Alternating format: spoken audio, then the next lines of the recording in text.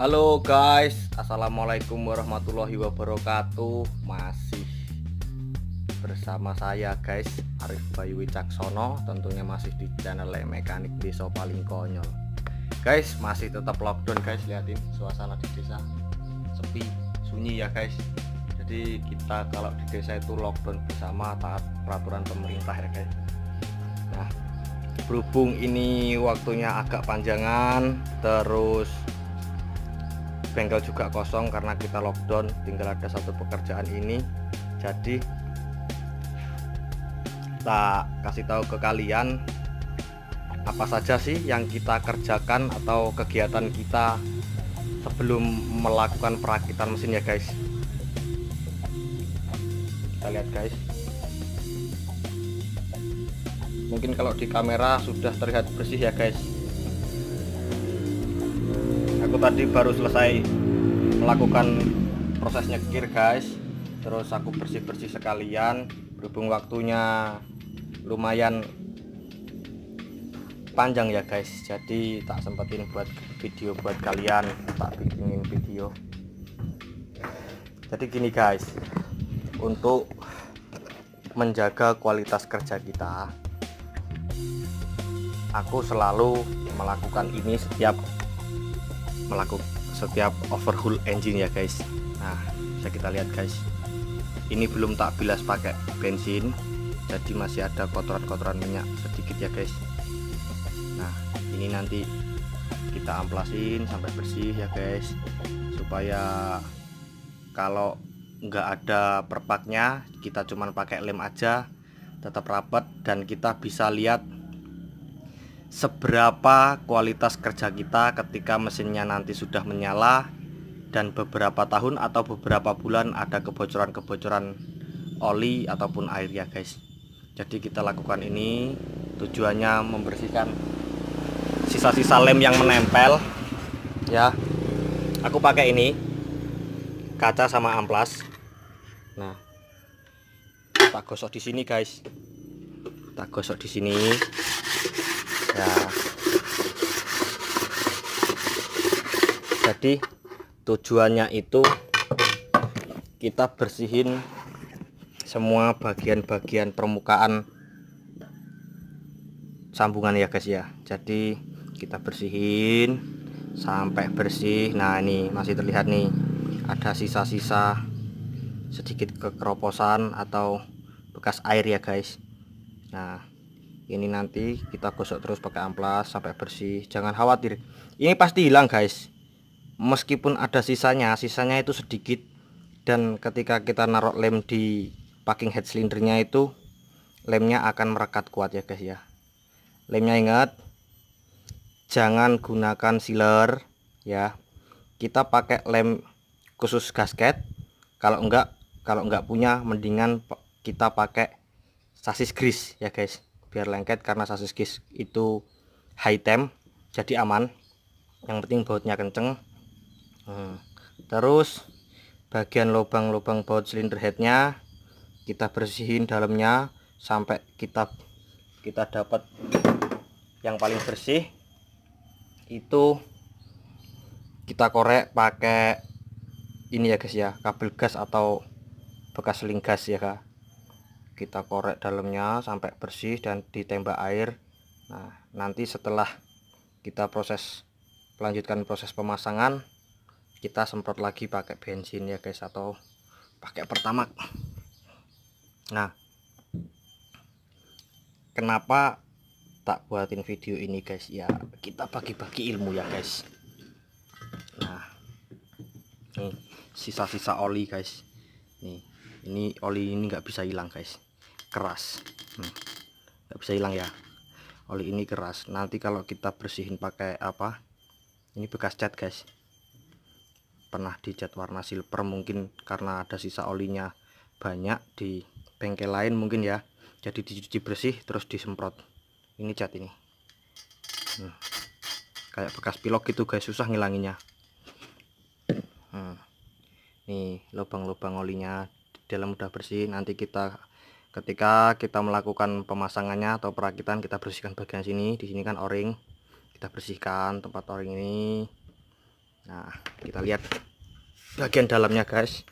Ini belum tak bilas ya guys, belum tak bilas pakai bensin. Nah, kelihatan guys, alhamdulillah lumayan ya guys. Cukup kita pakai sabun Wings.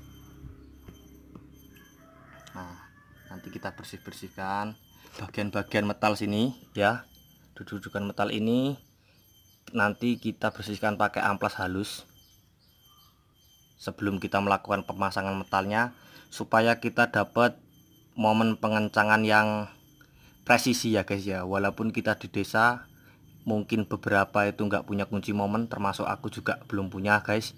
Jadi kita berusaha semaksimal mungkin, nggak ada salahnya ya guys ya, untuk selalu menjaga kualitas kerja kita supaya para owner itu nggak kecewa, dan meskipun jauh kita tetap dicari ya. Alhamdulillah ini kiriman dari Mesuji, beda kabupaten dari tempatku ya guys. Aku di Lampung Timur, Mesuji itu kalau nggak salah Lampung Tengah kalau nggak salah, atau bahkan mungkin sekarang sudah punya kabupaten baru ya guys. Nah, ini kita bersih.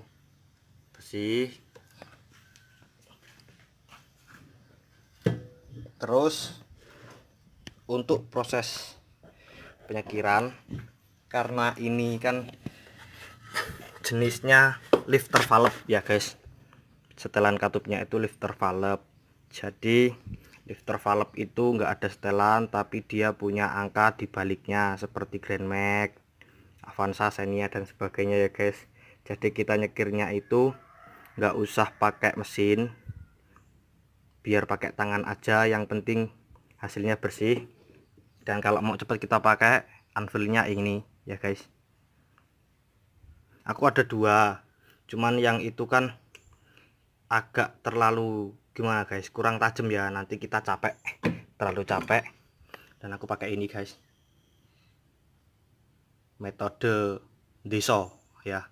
Jadi tetap saya lakukan supaya kita dapat hasil yang maksimal ya guys. Meskipun kita di desa, kita harus jaga kualitas. Oke, nah kita lihat hasilnya. Ini belum tak cuci guys, baru selesai. Terus aku tadi melakukan amplas bersih ya guys, alhamdulillah. Kenapa kita nyekirnya pakai tangan?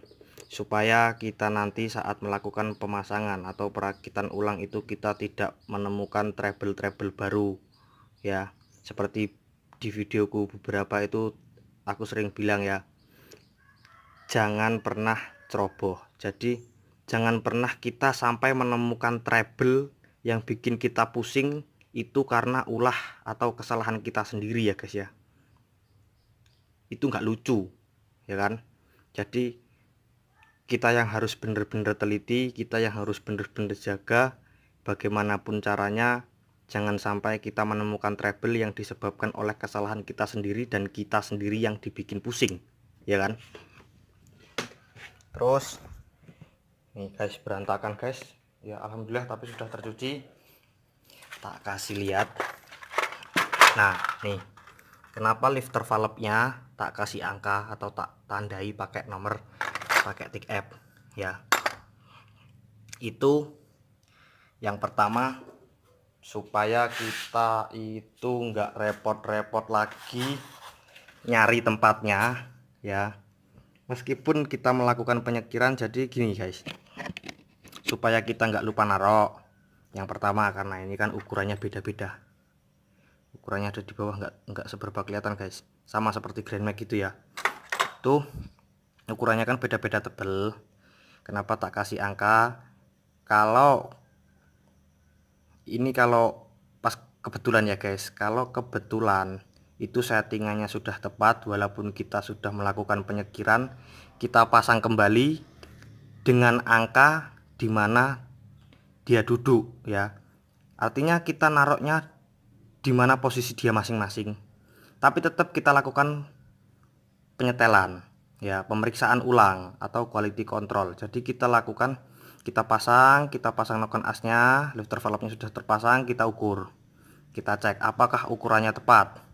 Ketika ukurannya sudah tepat, oke, berarti proses bisa dilanjutkan. Nah, untuk yang sebelahnya lagi kita lakukan pengukuran lagi. Nah, ketika kita menemukan kejanggalan, itu kan nggak semua ya guys, jadi mungkin ada beberapa yang ukurannya kurang atau yang ukurannya lebih gitu ya. Jadi kita bisa tuker satu persatu tanpa kita harus menukarnya semua. Jadi kita oplos-oplos insya Allah masih ketemu ya guys ya. Entah bagaimanapun caranya kita masih bisa nemuin. Itu kan dibolak-balik tebelnya pasti beda-beda ya guys. Jadi kita tentuin dulu beberapa ukurannya. Sudah nemu tepat satu baris noken as, misal kita setting intake-nya dulu. Intake manifold ketemu semua ukurannya oke, pas semua. Lanjut kita kerjakan yang di exhaust manifold. Ketika exhaust manifold itu pasti kita menemukan beberapa yang kurang ya guys. Jadi nggak semudah yang kita bayangkan lalu PNP gitu saja ya. Itu tidak. Jadi kita sendiri yang harus mencari. Terus usahakan kita cari manualnya. Manualnya itu buku manual tentang perakitan atau apa ya guys. Jadi usahakan kita selalu bersihin bautnya, bersih ya, nggak ada minyak.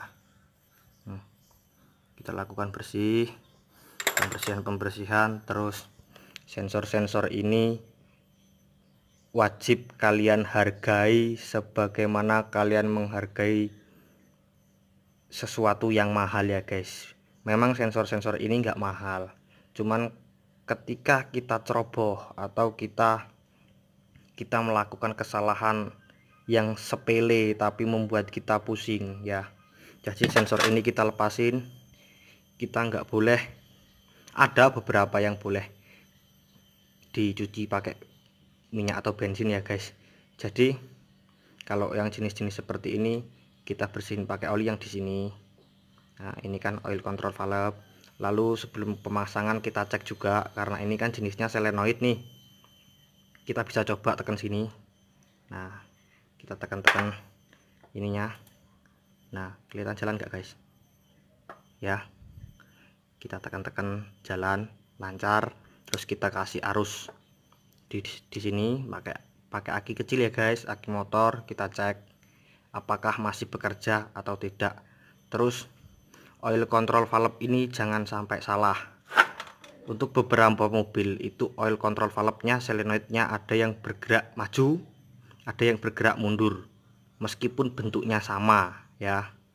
Jadi ketika kita salah atau kita salah pasang solenoid oil control valve ini yang nantinya bikin kita pusing, bikin ada keluar muncul suara ngelitik seperti kayak di mobil-mobil kijang lama gitu ya guys ya.